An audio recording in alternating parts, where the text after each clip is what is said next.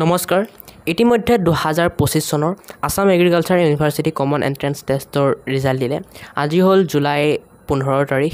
আৰু আমাৰ এক্সাম শেষ হৈছিল জুলাই 6 তাৰিখে মানে টোটালি 9 দিনৰ ভিতৰতে আমাৰ ৰিজাল্টটো দিলে ঠিক আছে সো ইয়াৰ আগত মই এটা মোৰ এক্সপেৰিয়েন্সৰ ওপৰত ভিডিঅ' বনাইছিলোঁ যে AUCET এক্সামটো দি মোৰ কেনেকুৱা এক্সপেৰিয়েন্স হ'ল তাতে মই কৈছিলোঁ যে মোৰ যেতিয়া ৰিজাল্ট দিব মই ৰিজাল্টৰ ওপৰত ভিডিঅ' এটা বনাম মই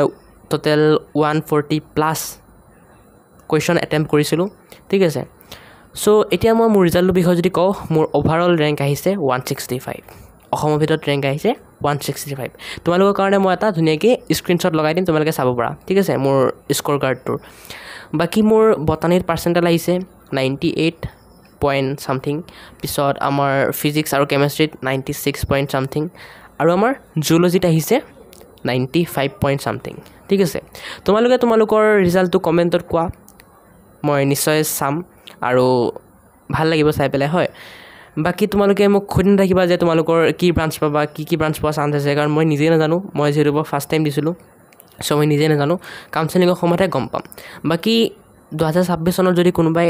এগ্ৰিকালচাৰ এক্সাম দিবা তেন্তে তোমালোকৰ যদি কিবা ডাউট থাকে কমেণ্টত ক'বা মই ৰিপ্লাই দিবলৈ চেষ্টা কৰিম